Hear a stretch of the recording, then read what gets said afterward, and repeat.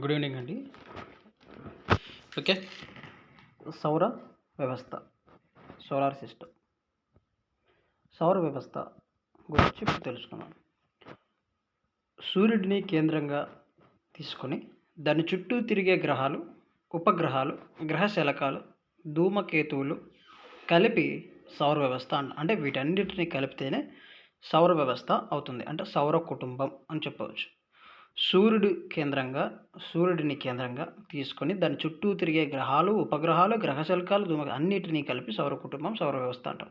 అయితే ఈ మొత్తం సూర్యుని చుట్టే తిరుగుతుందని ఎవరు చెప్పారు అంటే 1543 సంవత్సరంలో కోపర్నికస్, పోలాండ్కి చెందిన ఈయన విశ్వానికి కేంద్రం సూర్యుడని తన సూర్య కేంద్ర సిద్ధాంతంలో తెలియజేయడం జరిగింది. సూర్య కేంద్ర సిద్ధాంతాన్ని తెలియజేసింది ఎవరు అంటే కోపర్నికస్. ఇంపార్టెంట్ అండి. సూర్య కేంద్ర సిద్ధాంతాన్ని తెలియజేసింది కోపర్నికస్. అయితే భూకేంద్ర సిద్ధాంతం తెలిపింది ఎవరు అంటే టాలమీ. భూకేంద్ర సిద్ధాంతాన్ని తెలిపింది అంటే విశ్వం మొత్తం భూమి చుట్టూ తిరుగుతుందని కోపర్నికస్ కంటే ముందే భూకేంద్రక సిద్ధాంతాన్ని టాలమీ చెప్తే, అతని తర్వాత లేదు విశ్వం మొత్తం సూర్యుడి చుట్టూ తిరుగుతుందని కోపర్నికస్, పోలాండ్కి చెందిన ఈయన సూర్య కేంద్ర సిద్ధాంతం ద్వారా పేర్కొనడం జరిగింది. ఇంపార్టెంట్, గుర్తుపెట్టుకోండి. నెక్స్ట్, సూర్యుడి వయసు సుమారు 5 బిలియన్ల సంవత్సరాలు. అయితే సూర్యుడు ఒక నక్షత్రం. సూర్యుడిలో ఉండే వాయువులు ఏంటి అంటే హైడ్రోజన్, హీలియం, ఇనుము, సిలికాన్, కార్బన్, ఆక్సిజన్ లాంటి పదార్థాలు. ఓకే. సూర్యుడిలో ఉన్న వాయువులు ఏంటి గుర్తుపెట్టుకోండి. 71% హైడ్రోజన్ ఉండగా 26.5% హీలియం, 2.5 ఇనుము, సిలికాన్, కార్బన్ మరియు ఆక్సిజన్ ఇతర వాయువులు ఉన్నాయి. సూర్యుడు తన చుట్టూ తాను తిరుగుతూ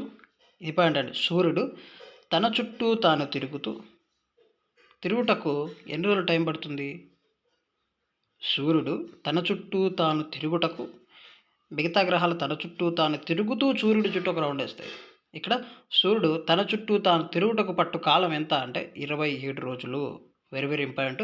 సూర్యుడు తన చుట్టూ తాను తిరుగుటకు ఎన్ని రోజులు టైం పడుతుందంటే 27 రోజులు.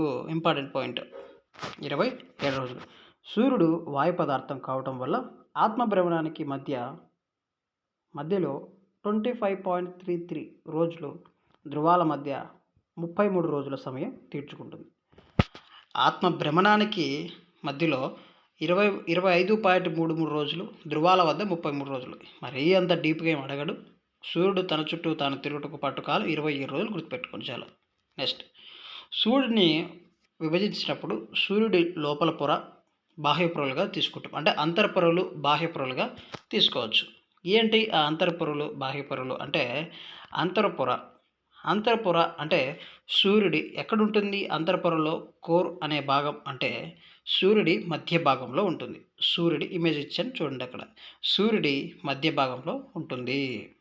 ఇక్కడ చూడండి, కోర్ అనేది ఇట్లా ఉంటుంది అనమాట.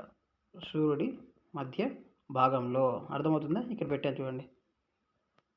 కోర్ అనేది ఎక్కడ ఉంటుందంటే సూర్యుడి యొక్క మధ్య భాగంలో ఉంటుంది.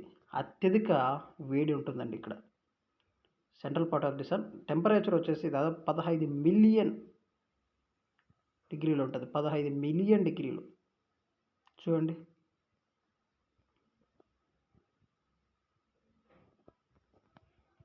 ఇక్కడ న్యూక్లియర్ ఫ్యూజన్ జరుగుతుంది. న్యూక్లియర్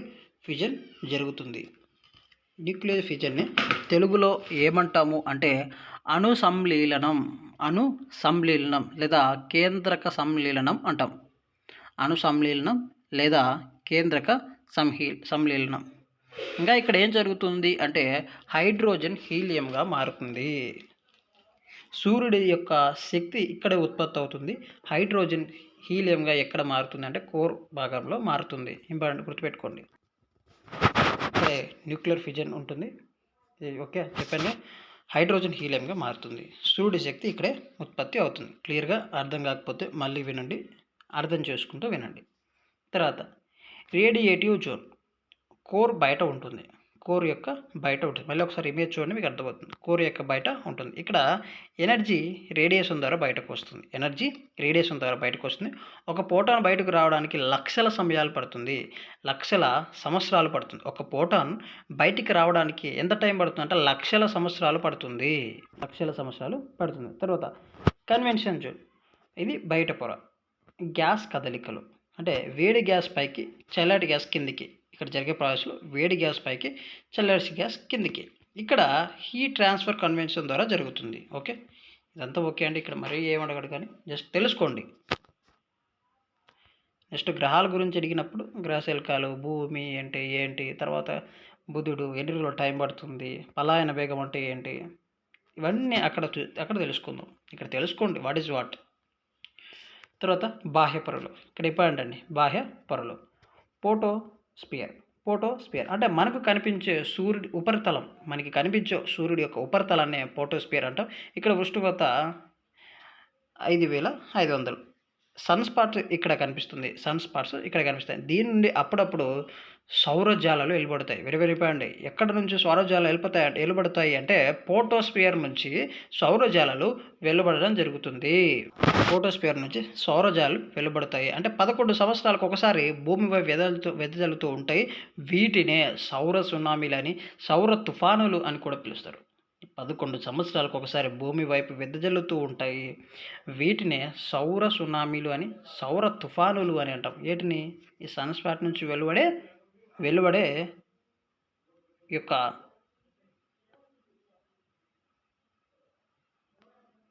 సౌర జ్వాలలు.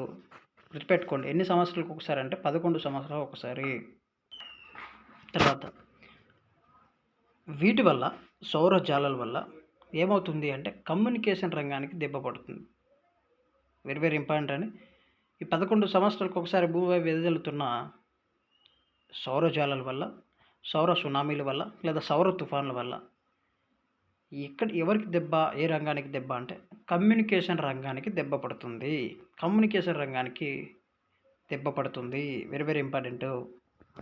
తర్వాత క్రోమోస్పియర్ అంటే ఫోటోస్పియర్ యొక్క పైభాగం. ఇక్కడ ఉష్ణోగ్రత దాదాపు 1,00,000 డిగ్రీలు.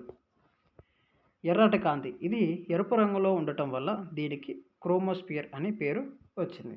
ఎరుపు రంగులో ఉండటం వల్ల క్రోమోస్పియర్ అనే పేరు వచ్చింది. తర్వాత కరోనా అంటే మనం అనుకునే కరోనా కాదు, ఇక్కడ కరోనా వేరు. అత్యంత బయట పొర, ఇక్కడ చాలా వేడి. సోలార్ విండ్ ఇక్కడ నుంచే వస్తుంది. గుర్తుపెట్టుకోండి, సోలార్ యొక్క విండ్ ఇక్కడ నుంచే వస్తుంది. పూర్తి సూర్యగ్రహణ సమయంలో కరోనా కనిపిస్తుంది. కరోనా అన్నది ఎప్పుడు కనిపిస్తుంది అంటే పూర్తి సూర్యగ్రహణ సమయంలో. కరోనా అన్నది ఎప్పుడు కనిపిస్తుంది అంటే పూర్తి సూర్యగ్రహణ సమయంలో కనిపిస్తుంది. ఇక్కడి నుంచి క్లాస్ వెరీ ఇంపార్టెంట్. ఇక్కడ నుంచి ఖచ్చితంగా బిట్ పడే ఏరియా, ఇక్కడ నుంచి బిట్ పడుతున్న ఏరియా. ఓకేనా, జాగ్రత్తగా వినండి. పాలపుంతలో గ్రహాలు దీర్ఘవృత్తాకారంలో తిరుగుతూ ఉంటాయి. ఇది ప్రీవియస్ బిట్. గ్రహాలు ఎలా తిరుగుతూ ఉంటాయి అన్నది ప్రీవియస్ బిట్టు. ఎలా తిరుగుతూ ఉంటాయి అంటే ఏ ఆకారంలో అంటే దీర్ఘవృత్తాకారంలో తిరుగుతూ ఉంటాయి. గ్రహాలు దీర్ఘవృత్తాకారంలో తిరుగుతూ ఉంటాయి. ఇది వెరీ వెరీ వెరీ ఇంపార్టెంట్. గుర్తుపెట్టుకోండి, దీర్ఘవృత్తాకారంలో తిరుగుతూ ఉంటాయి. ఇక్కడ ఇమేజ్లో ఎలా ఉంది, వృత్తం దీర్ఘవృత్తాకారమే ఉంది కదా, చూడండి, అబ్జర్వ్ చేయండి బాగా. ఇమేజ్ గుర్తుపెట్టుకోండి ఎలా ఉంది, దీర్ఘవృత్తాకారంలోనే ఉంది. ఓకే, నెక్స్ట్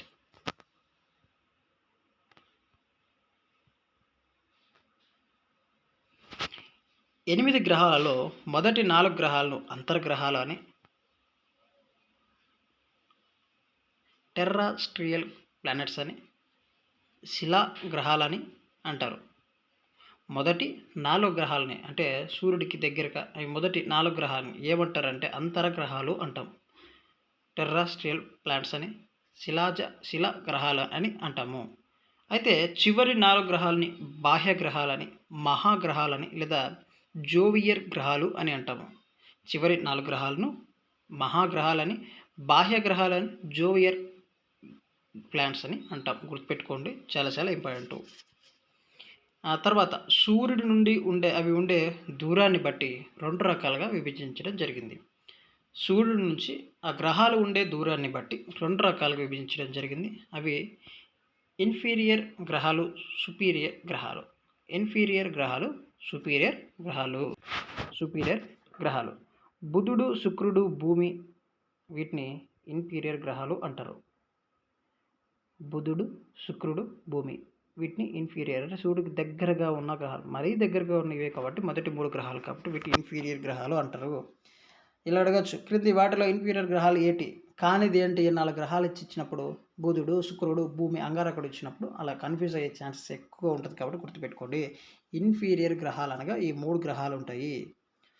సుపీరియర్ గ్రహాలు అనగా మిగిలిన గ్రహాలు ఉంటాయి. తర్వాత టెర్రాస్ట్రియల్ ప్లానెట్స్ ఉంటాయి, జోవియర్ ప్లానెట్స్ ఉంటాయి. సో అప్పుడు అంగారకుడు అన్న గ్రహం మొదటి స్థానం టెర్రాస్ట్రియల్ ప్లానెట్స్లోకి వస్తుంది. కాబట్టి ఇక్కడ గుర్తుపెట్టుకోండి, బుధుడు, శుక్రుడు, భూమి అన్నవి ఇన్ఫీరియర్ గ్రహాలు. తర్వాత అంగారకుడు, గురుడు, శని, యురేనస్, నెప్ట్యూన్ అన్న గ్రహాలు సుపీరియర్ గ్రహాలు. తర్వాత అంగారకుడు, గురుడు, శని, యురేనస్, నెప్ట్యూన్ అన్న గ్రహాలు సుపీరియర్ గ్రహాలు. ఇక్కడి నుంచే బిట్టుపడుతుందండి. చాలా అంటే చాలా సీరియస్గా గుర్తుపెట్టుకోండి, రాసుకోండి వీలైతే. ఇన్ఫీరియర్ గ్రహాలు అంటే ఏంటి, సుపీరియర్ గ్రహాలు అంటే ఏంటి ఇక్కడ ఇచ్చండి క్లియర్గా.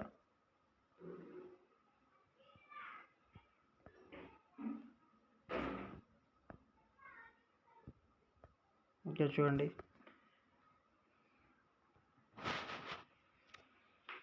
inferior planets Mercury, Venus, Earth is called as inferior planets based on the distance from the sun. అంటే దూరాన్ని బట్టి ఇలా ఉన్నాయి అన్నమాట.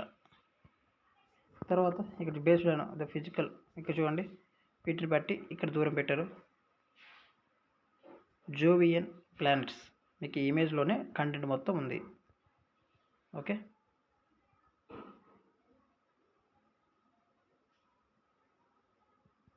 నెక్స్ట్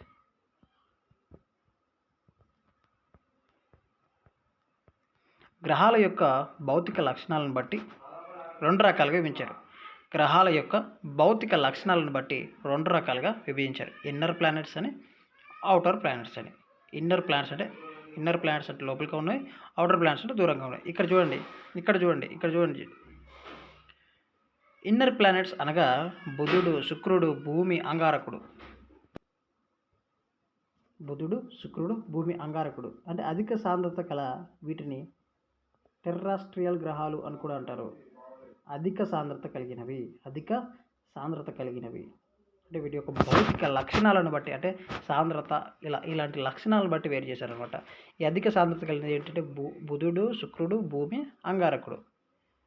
తర్వాత వీటిని ఇన్నర్ ప్లానెట్స్ అని, టెర్రాస్ట్రియల్ ప్లానెట్స్ అని కూడా అంటాం. తర్వాత అవుటర్ ప్లానెట్స్ అనగా గురుడు, శని, యురేనస్ మొదలైనవి అవుటర్ ప్లానెట్స్. వీటిని జోవియన్ ప్లానెట్స్ అని కూడా అంటారు, మరియు మహాగ్రహాలు అని కూడా అంటారు. గుర్తుపెట్టుకోండి, వెరీ వెరీ ఇంపార్టెంట్.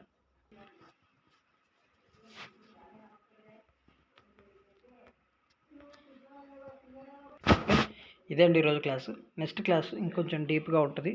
అంటే బుధుడు ఏంటి, ఎంత టైం పీరియడ్ పడుతుంది, ఆత్మ భ్రమణానికి ఎంత, పరిభ్రమణానికి ఎంత, తర్వాత భూమి, శుక్రుడు, తర్వాత గురుడు, బృహస్పతి, గ్రహశల్కాలు అంటే ఏంటి, తర్వాత నీలగ్రహం అని ఏ గ్రహాన్ని అంటారు, తర్వాత ఆకుపచ్చ గ్రహం అని ఏ గ్రహాన్ని అంటారు, అయితే సంధ్యాతార గ్రహం అని ఏ గ్రహాన్ని అంటారు, మార్నింగ్ అండ్ ఈవినింగ్ స్టార్ అని ఏ గ్రహాన్ని అంటారు. వీటన్నిటి గురించి నెక్స్ట్ వీడియోలో మాట్లాడుకుందాం. మీ టైంని వేస్ట్ చేసుకోండి, చక్కగా చదువుకోండి. పేపర్ చాలా సింపుల్గా ఉంటుంది. అంటే ఇప్పుడు వస్తున్న ప్రశ్నల శైలిని బట్టి సింపుల్గా వస్తుంది, అంటే మీడియంగా వస్తుంది. సో మీరు టైంని వేస్ట్ చేసుకోకండి. మీడియంగా వస్తుంది కాబట్టి అందరూ బాగా చదువుతారు, మంచి కట్ ఆఫ్ ఉంటుంది, హై కట్ ఆఫ్ ఉంటుంది. సో మీరు మీ టైంని వేస్ట్ చేసుకోకండి, బుద్ధిగా చదువుకోండి. ఇక్కడ ఇంపార్టెంట్ పాయింట్స్ అన్నీ వీలైతే నోట్ మేకింగ్ చేసుకోండి, రాసుకోండి. చాలా సింపుల్గా ఉంది కదా. ఓకే, బాయ్ అండి.